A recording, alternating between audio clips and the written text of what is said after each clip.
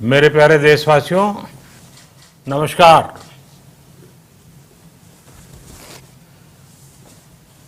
Corona वैश्विक महामारी के खिलाफ लड़ते लड़ते अब हम अनलॉक 2 में प्रवेश कर रहे हैं और हम उस मौसम में भी प्रवेश कर रहे हैं जहां सर्दी, जुकाम, खांसी, बुखार, ये सारे न जाने क्या क्या होता है, ये मामले बढ़ जाते हैं। ऐसे में मेरी आप सभी देशवासियों से प्रार्थना है कि ऐसे समय अपना ध्यान रखिए। साथियों, ये बात सही है कि अगर कोरोना से होने वाली मृत्यु दर को देखें तो दुनिया के अनेक देशों की तुलना में भारत संभली हुई स्थिति में है। समय पर किए गए लॉकडाउन और अन्य फैसलों ने भारत में लाखों लोगों का जीवन बचाया है, लेकिन हम ये भी देख रहे हैं कि जब से देश में अनलॉक 1 हुआ है, व्यक्तिगत और सामाजिक व्यवहार में लापरवाही जरा बढ़ती ही चली जा रही है। पहले हम मास्क को लेकर, 2 गज की दूरी को लेकर 20 सेकंड तक दिन में कई बार हाथ धोने को लेकर बहुत सतर्क थे, लेकिन आज जब हमें ज्यादा सतर्कता की जरूरत है तो लापरवाही बढ़ना बहुत ही चिंता का कारण है। साथियों, लॉकडाउन के दौरान बहुत गंभीरता से नियमों का पालन किया गया था। अब सरकारों को, स्थानीय निकाय की संस्थाओं को, देश के नागरिकों को फिर से उसी तरह की सतर्कता दिखाने की जरूरत है। विशेषकर कंटेनमेंट जोन्स, उस पर तो हमें बहुत ध्यान देना होगा। जो भी लोग नियमों का पालन नहीं कर रहे हैं, हमें उन्हें टोकना होगा, रोकना होगा और समझाना भी होगा। अभी आपने खबरों में देखा होगा, एक देश के प्रधानमंत्री पर 13,000 रुपये का जुर्माना इसलिए लग गया क्योंकि वो सार्वजनिक स्थल पर मास्क पहने बिना गए थे। भारत में भी स्थानीय प्रशासन को इसी चुस्ती से काम करना चाहिए। ये 130 करोड़ देशवासियों के जीवन की रक्षा करने का अभियान है। भारत में गांव का प्रधान हो या देश का प्रधानमंत्री, कोई भी नियमों से ऊपर नहीं है। साथियों, लॉकडाउन के दौरान देश की सर्वोच्च प्राथमिकता रही ऐसी स्थिति न आए कि किसी गरीब के घर में चूल्हा न जले। केंद्र सरकार हो, राज्य सरकारें हो, सिविल सोसाइटी के लोग हों, सभी ने पूरा प्रयास किया कि इतने बड़े देश में हमारा कोई गरीब भाई बहन भूखा न सोए। देश हो या व्यक्ति, समय पर फैसले लेने से, संवेदनशीलता से फैसले लेने से किसी भी संकट का मुकाबला करने की शक्ति अनेक गुना बढ़ जाती है।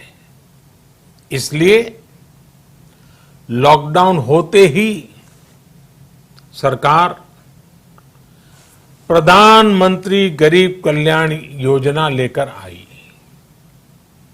इस योजना के तहत गरीबों के लिए 2.25 लाख करोड़ रुपए का पैकेज दिया गया। साथियों, बीते 3 महीनों में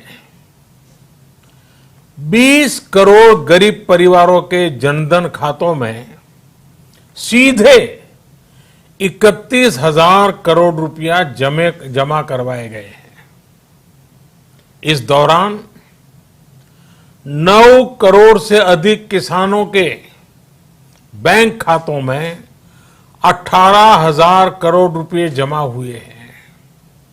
इसके साथ ही गांवों में श्रमिकों को रोजगार देने के लिए प्रधानमंत्री गरीब कल्याण रोजगार अभियान तेज गति से आरंभ कर दिया गया है।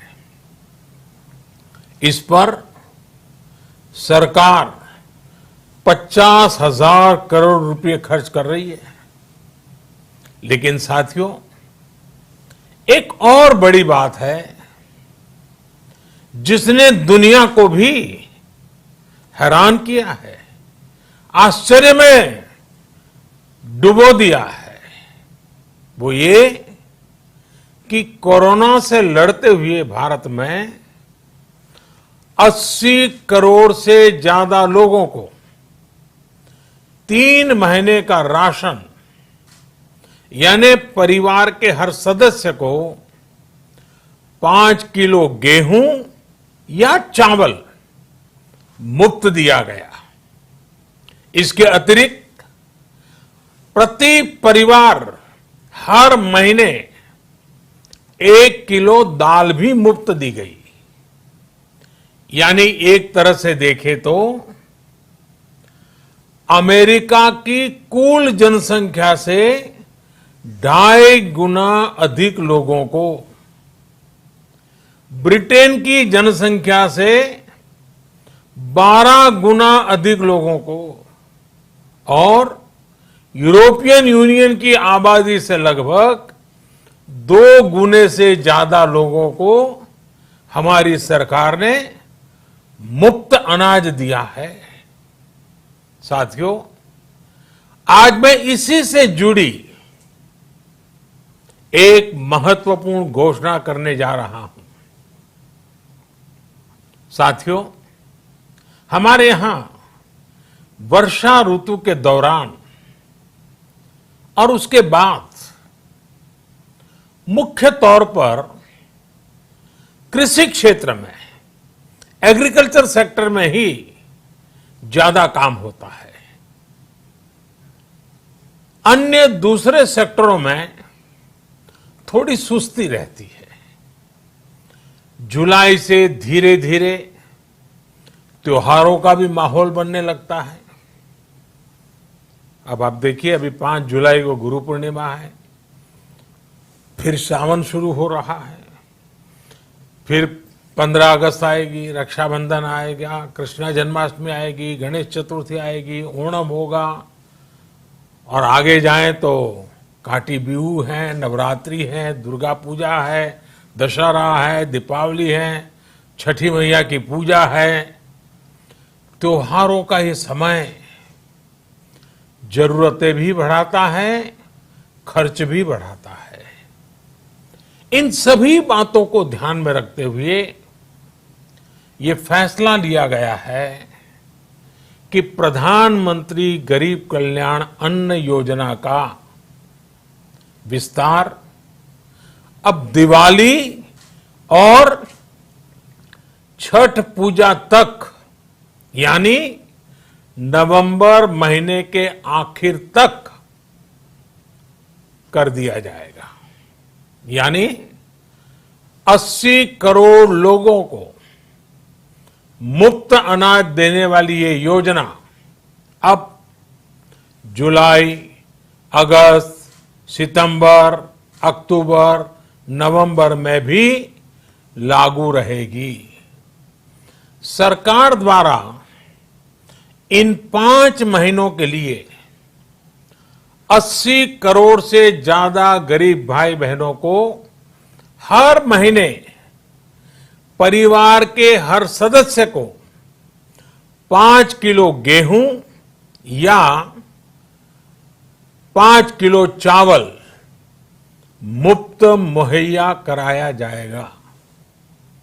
और साथ ही प्रत्येक परिवार को हर महीने 1 किलो चना भी मुफ्त दिया जाएगा। साथियों, प्रधानमंत्री गरीब कल्याण अन्न योजना के इस विस्तार में 90,000 करोड़ रुपए से ज्यादा खर्च होंगे। और अगर इसमें पिछले 3 महीने का खर्च भी जोड़ दें तो ये करीब करीब 1.5 लाख करोड़ रुपया हो जाता है। अब पूरे भारत के लिए हमने एक सपना देखा है। कई राज्यों ने तो बहुत अच्छा काम भी किया है। बाकी राज्यों पर भी हम आग्रह कर रहे हैं कि इसको काम को आगे बढ़ाएं। और काम क्या है? अब पूरे भारत के लिए एक राशन कार्ड की व्यवस्था भी हो रही है। यानी एक राष्ट्र एक ration card, 1 nation 1 ration card. इसका सबसे बड़ा लाभ उन गरीब साथियों को मिलेगा जो रोजगार या दूसरी आवश्यकताओं के लिए अपना गांव छोड़ करके कहीं और जाते हैं, किसी और राज्य में जाते हैं। साथियों, आज गरीब को, जरूरतमंद को सरकार अगर मुफ्त अनाज दे पा रही है तो इसका श्रेय प्रमुख रूप से 2 वर्गों को जाता है। पहला, हमारे देश के मेहनती किसान, हमारे अन्नदाता। और दूसरा, हमारे देश के ईमानदार टैक्स पेयर। आपका परिश्रम, आपका समर्पण ही जिसकी वजह से देश ये मदद कर पा रहा है। आपने देश का अन्न भंडार भरा है, इसलिए आज गरीब का, श्रमिक का चूल्हा जल रहा है। आपने ईमानदारी से टैक्स भरा है, अपना दायित्व निभाया है, इसलिए आज देश का गरीब इतने बड़े संकट से मुकाबला कर पा रहा है। मैं आज हर गरीब के साथ ही देश के हर किसान, हर टैक्स पेयर का हृदय से बहुत बहुत अभिनंदन करता हूं, उन्हें नमन करता हूं। साथियों, आने वाले समय में हम अपने प्रयासों को और तेज करेंगे। हम गरीब, पीड़ित, शोषित, वंचित हर किसी को सशक्त करने के लिए निरंतर काम करेंगे। हम सारी एहतियात बरतते हुए इकोनॉमिक एक्टिविटीज को और आगे बढ़ाएंगे। हम आत्मनिर्भर भारत के लिए दिन रात एक करेंगे। हम सब लोकल के लिए वोकल होंगे। इसी संकल्प के साथ हम 130 करोड़ देशवासियों को मिलजुल करके संकल्प के साथ काम भी करना है, आगे भी बढ़ना है।